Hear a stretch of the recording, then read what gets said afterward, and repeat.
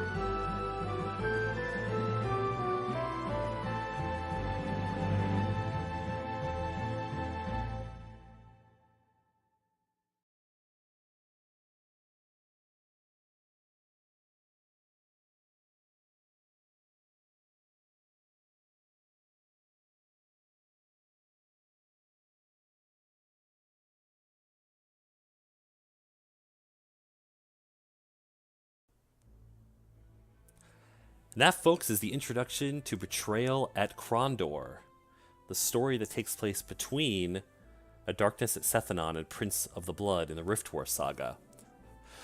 Before we get started, I just wanted to point out a couple things here. Let's go into the Preferences menu. Now, the original game, as released just on diskettes, did not have this, the CD music. That's what you're hearing right now. It was originally just MIDI music, and the MIDI music would just, like most MIDI music, would repeat endlessly. But when the game was re-released on CD, they enhanced the music. They did better instrumentation. They recorded it as CD audio on the CD disc itself, and as you just heard, the music ends. It doesn't loop forever.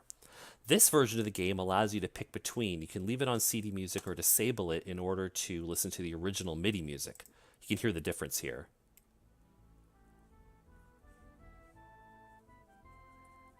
It's a little bit more, maybe anemic is the right word for it sounding. It's still great music, but not quite as full. The instrumentation's not quite as good. But this will go ahead and loop forever if I allow it to. For this playthrough, I think I'm going to go ahead and stick with the CD music. It's not going to loop forever, so while we're looking at cutscenes or reading text in the game, the music might end and we'll be confronted by some silence every so often. But I think that's worth it because the music's so much better on the CD version. All of these different choices, we're going to leave these options as they are to start. And let's go ahead and get started with the game. We're going to start a new game here. Chapter 1, Into a Dark Night.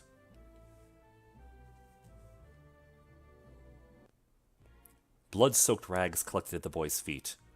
One by one, he tended the wincing soldier's purple wounds, stitched, salved, bandaged, did what little he could in the leaping golden halo of firelight. Fortunately for his roadside patient, he could do more than most.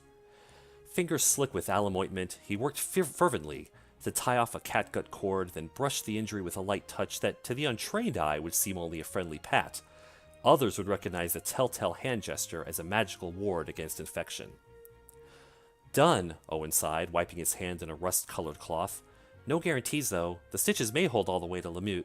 And then again, push too hard and you could be bleeding like a stuck pig on Midsummer's. You did fine, Signor Locklear replied, smiling approval before rolling down his sleeve. It'll scar, but it's good for a noble's reputation. Lets the kingdom folk know he isn't resting on his laurels, and it impresses the ladies. I'll be sure to look you up in Tyburn if I ever need stitching up again. The boy accepted the compliment with a humble nod while he packaged away the rest of his medical supplies, his thoughts focused instead on a third man who slumped in the shadows across from them.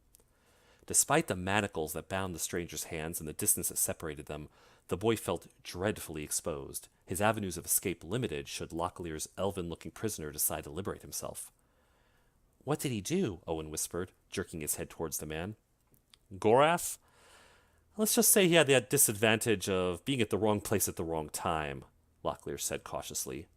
He snatched a greenish apple out of his knapsack, offering one to Owen. "I have to take him to Krondor." Did he kill someone?" Owen asked. "No." "He attacked you?" The seigneur wiped apple juice from his mouth, shook his head. No, not exactly." "Well, who cut you up then?"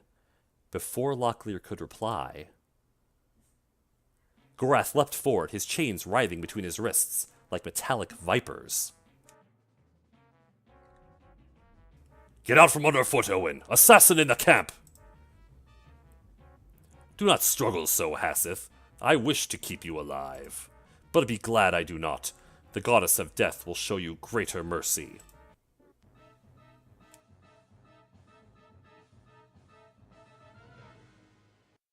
Chapter 1, Into a Dark Night. Escort Gorath to Krondor.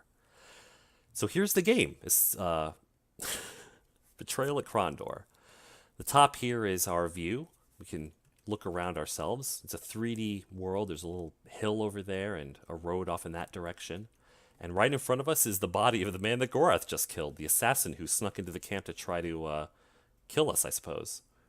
Here's our three party members. Locklear,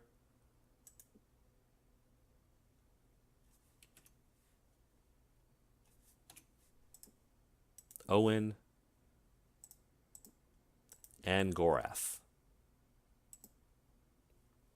And I'll explain more of how all this interface works in a little bit here. But the first thing we can do, we're facing south. Let's look at our map.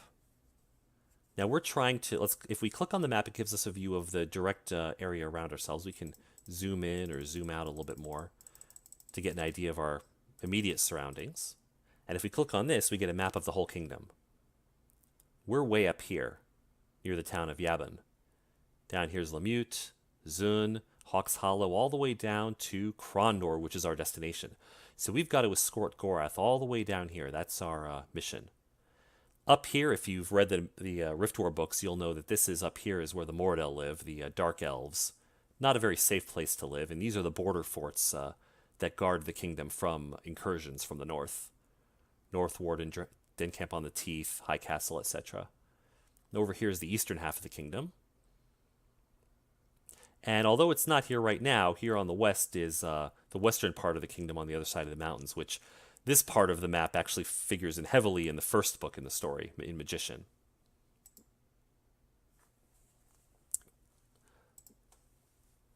Okay, so if we go ahead and click on this body, thinking only made it worse. Setting aside his reservations about pilfering the fallen, he decided he would take what the goddess of luck had given them.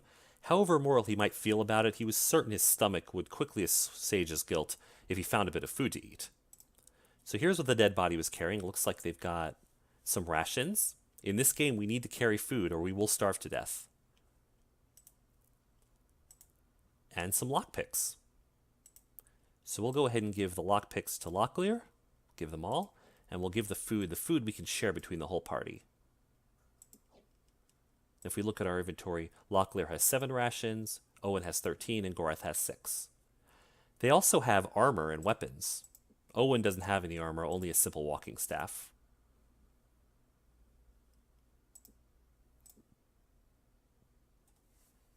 Alright, so we're here on this little path here that was our campsite. If you look here, there's... The ashes were cold. Wiping the grime off his hands, Locklear shook his head. Someone or something obviously set up camp here, but it's hard to say just when. Well, it was us. We were actually camping here. But there's also a box over here. Locklear gritted his teeth. While they had agreed the box should be open, he was privately concerned that the previous owner might have left behind an unpleasant surprise. In the box is some money, 62. Silver royals.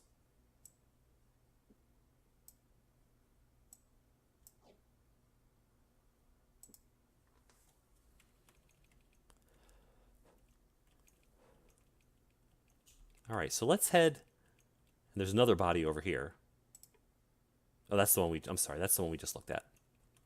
Okay, so if we follow this little path here back to the main road, Gorath seemed distant. Though the Moredhel warrior didn't appear grieved about killing the assassin that had followed them from the Northlands, his eyes had a baleful look in them that seemed something between hatred and rage. Several times he glanced back at the corpse that lay behind him in the dust, his thoughts unguessable from his expression. Do you wish to bury him? We could do that. It is not our way. I simply am somewhat disturbed that he should come after me. He was a kinsman. There are other things that trouble me as well. Delacan's assistants are slow, but not altogether stupid. Another like Haseth, and you'll have only my corpse to drag before your Prince Arutha. Sorry, you don't get off that easy. As long as you're under my command, you're forbidden to die, Moredhel. I've gone too far, to too much trouble, keeping you alive to bury you now. It's time we took the chains off you. It'll be far easier for you to defend yourself if your hands are free to swing a sword again. You're not just going to set him free, are you? I thought you said he was your prisoner. He is my prisoner, Owen, but the circumstances are terribly complicated. Even if he chose to sneak off, he'd be lucky to make it to the next town alive. This is the third such assassin we've run into since we left the Northlands, and I have a feeling that more will be waiting for us. He'll be much safer with me, and I with him. As the boy would be. If he were to whisper the wrong word in the wrong ear, he could easily be the death of us. Me? Who am I going to talk to? I'm not even heading in the same direction. It wouldn't be a matter of who you talk to, Owen. There will be ears listening for word of a Moredhel traveling with a noble. Damnation, I should have thought about this when you entered camp. For the time being, you're my squire. Once we arrive safely at the palace, you'll be free to go your own way. But I have pressing business in Tyburn. This is not a subject of debate. We must get to Krondor. My mission is of critical importance, and I don't have time to improvise an easy solution. The only other possible option would be to slit your throat and leave you dying. I have absolutely no desire to do that. Now let's just get moving before Delacan's assassins catch our scent again. They'll likely come looking when Haseth doesn't return from his mission. Okay, so Owen's been kind of kidnapped or encouraged to come along with the party. Locklear's trying to get this Moredhel. Moredhel are the Dark Elves. Usually they're the enemies of humans, but this one, for some reason, he's trying to get him down to the capital to meet with the prince, with Prince Arutha, who is the heir to the throne. He's not the king of the kingdom, but he is the brother of the king, and therefore he is the current heir. He is what they call the Prince of Krondor, kind of like the Prince of Wales in our own world is the next in line to the kingdom of the United Kingdom. And the Prince of Krondor lives, of course, in Krondor, which is not the capital, but it's the capital of like this half of the kingdom. There is an eastern half of the kingdom, which also goes over here, and there's an island, and you learn all that when you read all the books. It's a very large kingdom. Okay, so we need to head down to Krondor, so we better head southwards. Let's begin our journey. Now, while we're on the road, if I go ahead and click this button, we'll stay on the road, and all I have to do is just push forward, and the party will remain on the road, turning and following it perfectly. Oh, what is that there? Well, some sort of box on the road. Rough in its construction and banded with iron, the Moredhel box will be impossible to open without solving its word lock, and judging by the marks on the face of the chest, others had learned that lesson after much difficulty. Now, Moredhel boxes are treasure chests you find. You can't open them unless somebody in your party reads Moredhel, which luckily we have Gorath with us. Gorath scanned the runes embossed on the Moredhel clue plate, its text their only hope of opening the difficult word lock. Prince Arutha from his lofty perch will find our troops without a search. His men will fall, his castle too, and then what will Prince Arutha do? Well, three-letter word, what'll he do in a case like that? I'm guessing he would die. The chest thumped. Satisfied that the magical locks had released, Owen tipped open the large wooden lid. And we've got some armor and a sword. Well, Owen needs armor, so let's go ahead and give that to him. There we go, it's equipped. And as for the sword, if you notice there's percentages next to these weapons, that's how much durability they have left. Over time, your weapons, as you use them, run out of durability. There are ways to repair your weapons and armor over time, which we'll run into later. But for now, that's a 98% and a 78%, and this one's only 69%. So this sword is not as good as what we have. We'll take it along, though, because we could sell it. All right, let's continue on our way. Continuing south, someone was calling. Recognizing the lilt of the young voice, Owen turned and looked back down the road. A young squire that he had met at a party in Yaban was trudging toward behind them, a pack full of scrolls slung over his shoulder. The squire waved congenially, and Owen echoed the motion. "What do you think you're doing? We're trying to remain unnoticed. Damn," Locklear muttered under his breath. "Try to behave as normally as possible. Since you know him, you handle him, Owen. And remember, Gorath's name is Thorgath," Owen finished, irritated. "I'm not a child, you know." Locklear whispered, "That remains to be seen." "I didn't expect to see you again quite so soon. I would have thought you all the way to LaMut by now." "Would have been if the Duchess hadn't insisted in introducing me to all the daughters. Amelia was the prettiest, I believe, though I think Catherine took quite a liking to you." "Catherine took a liking to everyone at the party. She's as fickle as her mother. She'll likely marry a condoin if she can find one not tied in the marital knot." "True enough. Say, I thought you said you were from Tyburn. Why are you taking this route home? Kind of a long way around, isn't it?" "Well, yes, but I had to meet up with my Uncle Locklear here, and my other friend here is an elf, Thorgath. They decided it would be nice for me to take a tour with them down to Hawk's Hollow." "Down to Hawk's Hollow? I hear it's lovely at this time of year. What are you up to?" "I'm looking to cash in an award, actually. When I was on my way up to Yabonek last month, I found a chest in this area, but I couldn't pick the lock on the thing. I figured it wasn't meant to be, and I left off. Thing is, all through the Duchess's party, I couldn't help but think about it. I had chest on the brain. I don't really care what's in it, but I have to pick that lock." So here's the conversation interface. When we talk to somebody, we can actually ask them about different things. So let's ask them about the nearest town. "I'm afraid my senses of direction and distance are a bit off right now. We all had a bit to drink last night, and we're still trying to shake off the effects. Which way's the nearest place we could get cleaned up?" "It must have been quite the bender if you're that confused. Head straight south along the main road, and that'll take you into LaMut. If you're looking for good food, the Blue Wheel's a solid wager, though I warn you, their Serrani food can be a bit spicy." "And are there any inns?" "I, for one, could do with a little less sleep on the ground. Any good inns you could recommend?" "There's the Blue Wheel Inn in LaMut, or you might try the Dusty Dwarf in Hawk's Hollow. I suppose if you're really desperate, you could try breaking into one of those abandoned houses out in that part of the country, but I can't sleep well in a house that may fall on top of me. Of course, it may well be that the people have moved out for good reasons. I've heard that several people south of L'Oreal moved out after a contagion began spreading near there." What about these empty houses? "Was anything left behind in any of the abandoned houses you saw?" "Nothing of real value. Bits of food and a few cupboards, an occasional gold piece kicked between the foundation of the house. Lost items, mainly. The majority of the places I visited had those unpickable locks. What are they called? Weber locks, yes. They had the Weber locks installed, and so I wasn't able to get inside." "I'm not certain, but I think I may have mislaid a very valuable belonging of mine." "I shouldn't worry about it. Depending on where you lost it, the chances are good it will still be there." "All right. Well, we'll see you later." Anyway, let's continue south. Hopefully we don't run into any more assassins. What's that there on the ground? Something had been buried under the dirt. "The hole's not big enough to put a man in, so it's safe to assume it isn't a grave," Locklear said. "Might be a secret cache of food or supplies. Let's take a look." One ration. Let's go ahead and add that to our pile. And what is this? Aventurine. It's an ideal resin to use on crossbow strings when they begin to lose their cohesiveness. Well, we don't have any crossbows, but if we get any, we can use that to keep them fresh. All right, continuing on our way. Let's take a look at our map and see where we are in relation to the towns. LaMut is just off to our west, and Zun is due south of here. If we continue and we take this little branch in the road here, we'll end up at Hawks Hollow.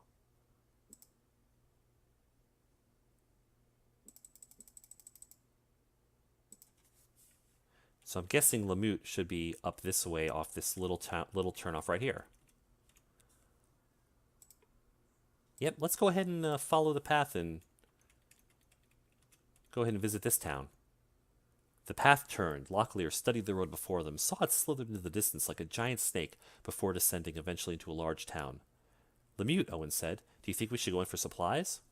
Why not? Maybe we can sell that sword that we found. In many ways, the town looked like something created on an alcoholic binge. Rude dwarven shacks smashed up against delicate elven shops, while the weird Serani taverns grew from oppressive kingdom-style dwellings. A sign outside the city gate had summed it up well. All who visit LaMut are equal, for in LaMut, all is equally queer. Well, here, what's this? Oh, somebody left some money under the bridge. It's our money now. There's an inn. We can enter the keep, and there's a shop. Alright, let's start off with the shop. The Fletcher's Post. It was constructed with elven sensibilities. Within and without, little if anything had been used in a manner that could be called scurrilous, and certainly nothing was merely decorative. Along the walls, the shop's array of arrows and other archery goods were finely displayed, and each thing seemed precisely in its place. Let's try seeing what we can buy. Let's try selling this sword. So if we drag this into the shop window... I can offer only 3 sovereigns and 1 royal for it, explained the shopkeeper. Well, we're just looking for whatever we can get at this point. Awesome. We don't really have anything else we're willing to sell, so what are they selling to us? Well, I could go ahead and buy a crossbow, but I don't have enough money. I don't have enough gold. Eventually, if we wanted to get an elven crossbow, we'd need 797 gold.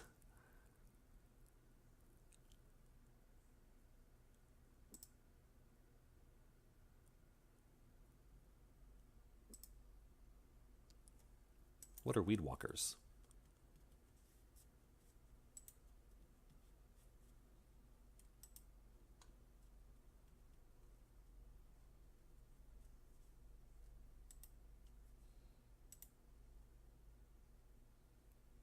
And you can buy magical scrolls that let you cast magic spells as well. Alright, well, nothing we can get right now, so let's head back out. Let's look in the inn. Undoubtedly the newest tavern in town, the Blue Wheel was sedate, almost sleepy in comparison with the other Lamutian shops. Inside, dark-skinned patrons slapped down hard-earned sovereigns in exchange for the Blue Wheel's exclusive imports from the far-distant empire of Suranoani. Now, the Serani Empire is actually the empire that the kingdom was at war with in the first several books of the series. Let's talk to this person. Sumani clapped twice. Abruptly, the festive mood of the room died, the clank of goblets and the scrape of plates falling silent as the bartender shuffled between benches to bow at Locklear's feet. Touching a gnarled fist to his forehead, then to his heart, he spoke somberly. Be welcome to the Blue Wheel Inn. May you find the drinks to your liking and the company of our patrons pleasurable. If there's anything our servants or I may do, you need only ask Sumani. Honors to your house as well, Sumani. Am I correct in believing this is a drinking establishment? So it is. We serve many of your Midkemian drinks, as well as a few from the Suranoani Empire as well. Perhaps I might interest you in a cup of choka. Let's ask about Sumani. Why did you decide to come to Midkemia and open an inn, anyway? Surely you'd get better business on Keloan. I was not always a tavern keeper. As a soldier serving House Shinzawai under Earl Kasumi, I was trapped here when the Rift Gate was collapsed at the end of the Rift War. It was our belief that we would never again see our families in Suranoani or the green skies of Keloan again. But Serani warriors traditionally kill themselves if they are in danger of falling captive to an enemy. This is true, Lord, but the Earl informed us that we were forbidden to dispatch ourselves until given leave to do so by a great one. I believe in Midkemia you would call such one a magician. Until such a time, I content myself with running the Blue Wheel Inn. Let's ask him about the Rift Gates. I've heard the permanent Rift Gate to Keloan is located near here. I was hoping we could get a glimpse of it. There would be little to see at the moment. An internal conflict has arisen in the Empire between House Akoma and House Anasati. The Assembly of Magicians have ordered a temporary interruption of transport between the Empire and the Kingdom of the Isles until such time as the conflict is resolved. I've been assured the measure is temporary. Let's ask him about combat. You said you were a soldier with the Serani forces. Would you be interested in teaching us some of your combat techniques? It would be my honor, Lord, but I would require a small fee for my services. If my armor were to be damaged, I would be ill-prepared otherwise to pay for its repair. 75 sovereigns should cover any potential harm. Is the fee acceptable? Not right now, because we don't have that much. You're asking a bit more than I had in mind. How much can it cost to repair armor? My armor is Serani, and more specifically, I would require someone of the house Shinzawai to repair it. It is the way of my world. Let's ask him about armor repair. I don't know how much longer our armor is going to last. Any idea where we could get it repaired? If your armor was the same as mine, I would suggest trying the Garrison, but kingdom armor is made in a different way. I would think perhaps the dwarves and the Moredhel Kadal would be of assistance. I understand from speaking to Dubal that the small ones are gifted when it comes to the manufacture of weapons and armor. Alright, well, thank you, Sumani. Thank you for your services, Sumani. You have a wonderful establishment. It's very Serani. Your patronage honors us.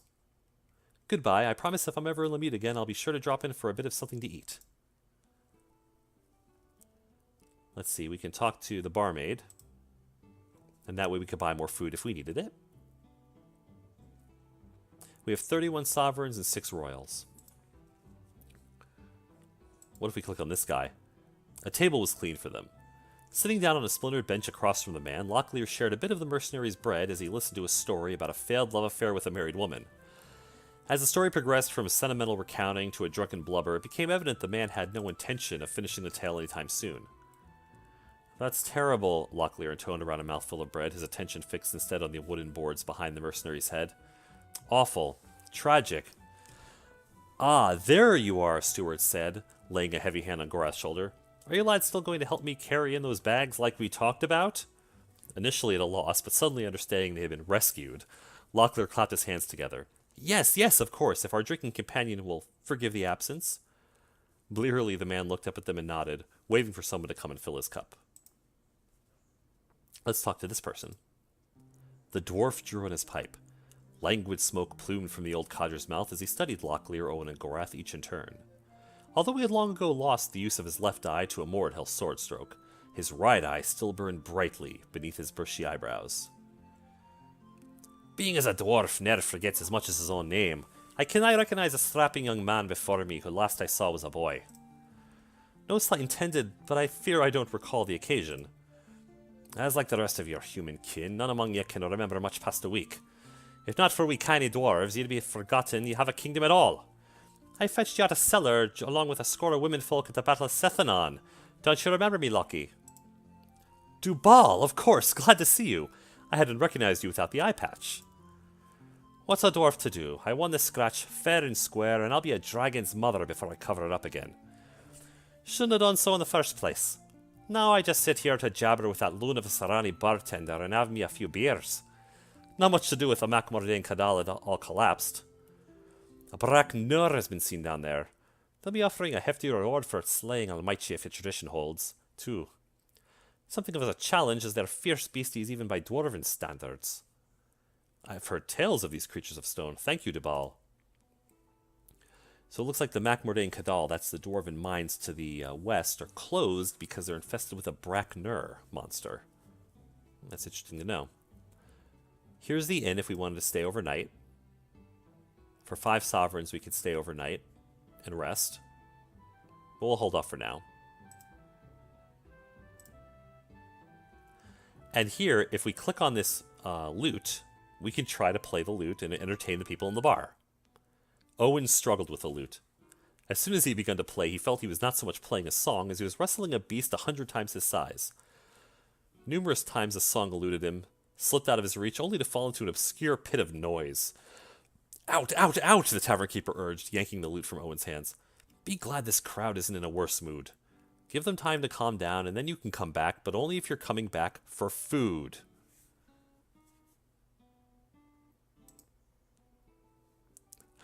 Alright, let's head out of here. Oh, let's go talk to the Garrison. The garrison was impressive. Sitting high on a hill overlooking LaMut, the military outpost had been constructed years earlier to head off a possible Moredhel assault on the western border of the kingdom. They followed a road that snaked through town and up the rocky hill upon which the garrison sat. After speaking with the sentries at the gate, they were led under the fortress's massive iron portcullis. Captain Belfort stood as they entered the room. "It's good to see you once again, Locklear," he said, extending his hand. "I share that sentiment. What news have you? How's Earl Kasumi?" Locklear asked as the men shook hands. They sat in hard wooden chairs as Belfort replied. "He's well, but he's off taking care of some business with a few new guards come through the rift from Keloan. As for the rest of us, we're looking for a group of Grey Warriors from Keloan who slipped through the rift just before it closed." Locklear looked a little puzzled. King Liam and Emperor Ichendar had granted the Grey Warriors freedom and new status in the kingdom. "Yes, but the agreement doesn't allow for the nationalization of stolen goods. Seems they may have absconded with a valuable ruby from Makala's entourage," said Belfort. "Makala, the Serani Great One?" Owen asked. Belfort smiled. "Yes. He's been talking to Prince Arutha about establishing a permanent rift to encourage trade between the kingdom and Keloan. He's really throwing his weight around trying to get his ruby back. If you should happen to come across it, bring it back here. He's offering a reward." They thanked him for his information and left. All right, let's head out of the town. So if we go ahead and look at our statistics, I want to show you how this works. Here's our character. We have our health, our stamina, our speed, our strength. But these are all of our abilities, our defense, our accuracy with a crossbow or melee weapons, in Owen's case, casting because he's a spellcaster. Things even just like barding. Playing that lute, if I do it enough, I'll actually gain ability in barding. And you can actually focus on a spell by clicking on the sword here. So if I want to spend more effort in actually learning the bard, I'll go ahead and click on this at the expense of everything else. I could still learn other skills, but the barding is what I'm focusing on.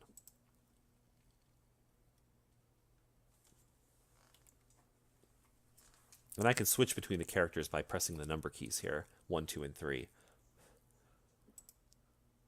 All right, well, it looks like it's starting to get dark, so we may want to camp soon. Let's go ahead and camp for the night. If we click on this here, it'll let us camp. Here's where it is right now. The sun has just gone down, and we want to camp until the sun goes around till morning. And it's morning. Let's continue southwards. Oh, I see something there in the trees. It was an enemy. Because we saw the enemy first, we actually have the chance to get the jump on them. We get the initiative. If not, they might have gotten the initiative on us. They agreed to attack. Going over the plan as quickly as possible, Locklear laid out a simple strategy. "We're set then," he said. "Let's just hope our advance is undetected, or our advantage will be lost." Here's combat in the game. Okay, so now we can rush forward and actually attack them. The mortal warrior shouted in surprise. Charging in, Locklear tried to estimate what his opponent might try to do and how best to react to each possibility. Though they had gained an advantage by catching him off guard, the outcome of the battle was far from decided. Alright, here is our combat. It's sort of in a grid, as you can see here, and everybody moves based on their speed values. Locklear's here, Owen's here, Gorath's here, and our enemy is a mortal soldier. Now, Locklear has the ability to cast spells, to retreat, which we're not going to do, to defend for the turn. I honestly don't remember what this does. Let's take a look. I can inspect an enemy. I can rest for 1 round, which might help me if I'm wounded. I can do auto combat. Yeah. Or, if I'm close enough to the enemy, I can click on him and left click and actually rush up and attack. Since Owen is so far back, I'm going to see if I can cast a spell on him. So there's different types of spells here. Here's one called Invitation. Pulls the target forward to us. That's good if they're ranged and using ranged weaponry on us. The Gift of Sung lets me transfer health to another player at the expense of my own. Despair of the Eyes will actually blind the target, making him less accurate. So that seems really useful. Let's go ahead and cast Despair Thy Eyes on the enemy. And I go ahead and cast it. Alright, Locklear's turn. He's still too far away to actually attack the enemy, but we can move forward somewhat. So he's going to move up to here. Gorath, same thing. He's too far away to attack, so he's going to move up this way. Now it's Owen's turn again, so I'll actually move him a little closer. Locklear gets to go again, and now I'm close enough I can actually attack. I'll go ahead and, with the left button, I can do a thrust attack. Gorath will do the same. He'll come up and get him on this side. And same thing with Owen. He'll hit him with the staff. But he missed because Owen's not really a soldier. Locklear, now that I'm close enough, I can do 2 attacks. I can do a thrust, which is higher accuracy but less damage, or swing, which if I connect will do more damage but is usually less accurate. Let's go ahead and try it by right-clicking. No, I missed. Gorath, the same thing. As you can see, his swing is very inaccurate. So let's just do a thrust in his case. And the enemy's down. The battle was won. Search the body for supplies, Locklear suggested, then amended, but make it quick. If there are more waiting out there, let's not be here when they return. Oh, so we're victorious. Let's go ahead and click on the body. There's more armor. Let's see if it's better than any that... Gorath's armor is down to 18%, so let's absolutely give him new armor. Switch that out. Locklear's is at 23, so next time we get other armor, he'll get more. And there's another sword at 63%, which is worse than anything that we have. And there's some more money. A successful first combat, and nobody got hurt at all.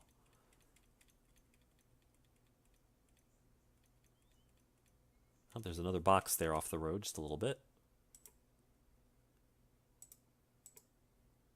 The box's lid refused to budge. It appears to be locked, Owen said. Shall we try to open it? Not just yet. Now, when we were in combat, you saw that Owen had a selection of spells available. While we're out of combat, he has different spells. He has a sense of Sarag, which allows him to sense trapped chests. Let's go ahead and cast that. Owen muttered the incantation. Knowing that the effects will be invisible to all but himself, Owen explained as he finished the spell. Until it wears off, I'll be able to sense whether a chest has been trapped. Owen stared at the chest. With great concentration, he closed his eyes and pictured the chest in his mind, studied the wooden grain and the metallic bands until the image seemed to come closer and closer, until he was not only seeing the chest, he was seeing inside the chest. I believe it is safe, he said at last. Shall we attempt to open it? Yes, now we'll open it. Okay, so here's a lock. We can try picking it. We don't have any actual key. Well, we have one key, which is a peasant's key. Let's try picking it first. And the lock was simple. As the old saying goes, locks are for children and fools, Locklear said. After a few seconds, he flipped the picklocks into the air and caught them again. I am no fool. Oh, some excellent armor for Locklear. So now he's got much better armor. Better quality. Another sword at 73%. And a torch. Awesome. So far, so good. We're doing pretty well. And where does this little path go? Let's look at our map. It leads off into a cave.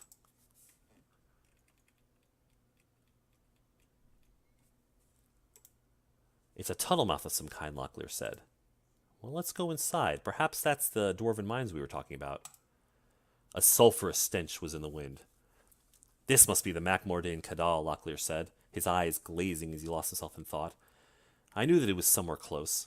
As I recall, Mac is dwarven for mine or cave or something like that.